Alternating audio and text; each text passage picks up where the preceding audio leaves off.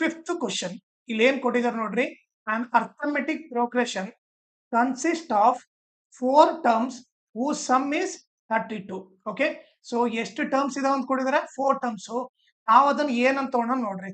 Let the 4 terms B ಏನಂತ ತಗೋಣ? a minus 3d, a minus d, a plus d, a plus 3d. Okay, so ಅವ್ರು ಏನಾದ್ರು 4 terms ಅಂತ ಕೊಟ್ರೆ ನೀವು ಈ 4 ಟರ್ಮ್ಸ್ ನ ತಗೊಳ್ರಿ. ಓಕೆ, ಈಸಿ ಆಗುತ್ತೆ.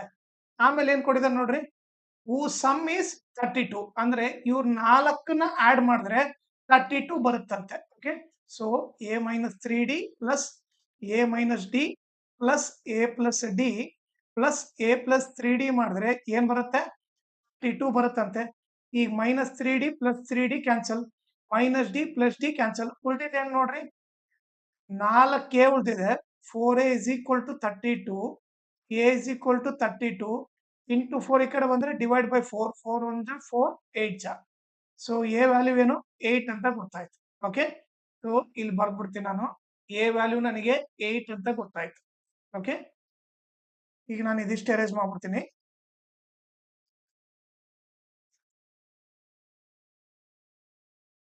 ಆಮೇಲೆ ಏನ್ ಕೊಟ್ಟಿದ್ದಾರೆ ನೋಡ್ರಿ, the ratio of the product of first and last term ಅಂದ್ರೆ ಫಸ್ಟ್ ಮತ್ತೆ ಲಾಸ್ಟ್ ನ ಪ್ರಾಡಕ್ಟ್ ಅಂದ್ರೆ multiply a minus 3d into a plus 3d.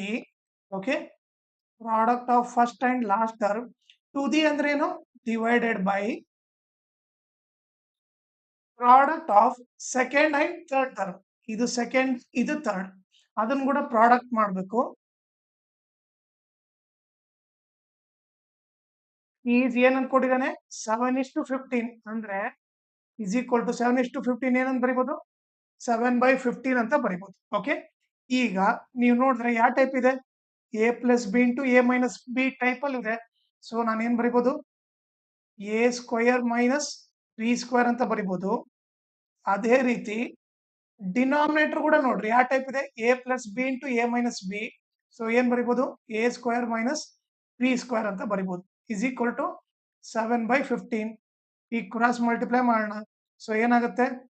15 into A square minus 15 into okay 15 into ಏನು? 3d ಹೋಲ್ ಸ್ಕ್ವೇರ್ ಆಗುತ್ತೆ. Okay, ನೋಡ್ರಿ ಈ 15 ನಾನು A square ಇಂದ ಮಲ್ಟಿಪ್ಲೈ ಮಾಡಿದ್ದೀನಿ, 3d ಹೋಲ್ ಸ್ಕ್ವೇರ್ ಇಂದ ಕೂಡ ಮಲ್ಟಿಪ್ಲೈ ಮಾಡೀನಿ. ಓಕೆ, ಇಸ್ ಈಕ್ವಲ್ ಟು ಈಗ 7 ಇಂದ ಮಲ್ಟಿಪ್ಲೈ ಮಾಡಿದ್ರೆ ಏನಾಗುತ್ತೆ? 7 into A square 7a square minus 7 into D square 7d square ಆಯ್ತು. ಓಕೆ, ಈಗ 15 into A square 15a square minus 15. ಈಗ ನೋಡ್ರಿ 3d ಸ್ಕ್ವೇರ್ ಏನ್ ಮಾಡುತ್ತೆ? 3 ಸ್ಕ್ವೇರ್ 9 ಆಗುತ್ತೆ, ಡಿ ಸ್ಕ್ವೇರ್ ಡಿ ಸ್ಕ್ವೇರ್ ಆಗುತ್ತೆ. Is equal to 7a square minus 7d square. ಈಗ 15a square 15 9 ಎಷ್ಟು? 135d square is equal to 7a square minus 7d square ಅಂತ ಬರಿತೀವಿ. ಓಕೆ, ಈಗ ನಾನೇನ್ ಮಾಡ್ತೀನಿ? ಎಲ್ಲವೂ ಒಂದ್ ಸೈಡ್ ತಗೊಂಡ್ಬರ್ತೀನಿ. 15a ಸ್ಕ್ವೇರ್ ಈ ಪ್ಲಸ್ 7 ಸ್ಕ್ವೇರ್ ಈ ಕಡೆ ಬಂದ್ರೆ ಮೈನಸ್ 7a ಸ್ಕ್ವೇರ್ ಆಗುತ್ತೆ. ಆಮೇಲೆ ಇಲ್ಲೇನಿದೆ? ಮೈನಸ್ 135d ಸ್ಕ್ವೇರ್ ಇದೆ. ಈ ಮೈನಸ್ 7d ಸ್ಕ್ವೇರ್ ಈ ಕಡೆ ಬಂದ್ರೆ plus 7d square is equal to 0. ಯಾಕಂದ್ರೆ ಈಗ ಆರ್ ಎಚ್ ಎಸ್ ಅಲ್ಲಿ ಏನು ಇಲ್ಲ, 0 ಅಂತ ಬರೀತೀವಿ. ಈಗ ಇವ್ರಿಬ್ರನ್ನ ಸಾಲ್ವ್ ಮಾಡಿದ್ರೆ ಏನ್ ಬರುತ್ತೆ? 8a ಸ್ಕ್ವೇರ್ ಬರುತ್ತೆ. ಆಮೇಲೆ ಇವ್ರಿಬ್ರನ್ನ ಸಾಲ್ವ್ ಮಾಡಿದ್ರೆ ಗ್ರೇಟರ್ ನಂಬರ್ ಸೈನ್ ಹಾಕಿ ಸೆಟ್ ಮಾಡಬೇಕು. ಓಕೆ, ಸೊ 135 ಅಲ್ಲಿ 7 ಹೋದ್ರೆ 128d ಸ್ಕ್ವೇರ್ ಆಗುತ್ತೆ. ಓಕೆ, ಈಗ ಇಸ್ ಈಕ್ವಲ್ ಟು 0. ಈಗ ನೋಡ್ರಿ ಎ ವ್ಯಾಲ್ಯೂ ಗೊತ್ತು ನನಗೆ. ಎ ವ್ಯಾಲ್ಯೂ ಏನಿದೆ ನೋಡ್ರಿ? ಎ ವ್ಯಾಲ್ಯೂ 8 ಅಂತ ಗೊತ್ತು. ಸೊ ಎ ಇದ್ದಲ್ಲಿ 8 ಬರಿತೀನಿ. Minus 128d square is equal to 0.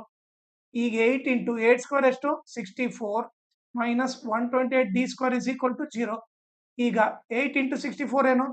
8 4 ಜ 32, 3 ಕ್ಯಾರಿ, 8 6 ಜ 48 ಪ್ಲಸ್ 3 51 ಆಗುತ್ತೆ. Okay, minus 128d square is equal to 0. ಈಗ ನಾನು ಡಿ ಸ್ಕ್ವೇರ್ ಈ ಕಡೆ ಇಟ್ಕೊಂತೀನಿ minus 128 D square is equal to ಈ ಪ್ಲಸ್ 512 ಹಾಕೊಡೋದ್ರೆ ಮೈನಸ್ 512 ಆಗುತ್ತೆ. ಈಗ D square is equal to minus 512 ಇದು ಇಂಟು ಇರೋದು ಈ ಕಡೆ ಬಂದ್ರೆ ಡಿವೈಡ್ ಆಗುತ್ತೆ ಮೈನಸ್ 128 ಮೈನಸ್ ಮೈನಸ್ ಕ್ಯಾನ್ಸಲ್ 128 1 ಜಾ 128 4 ಜಾ.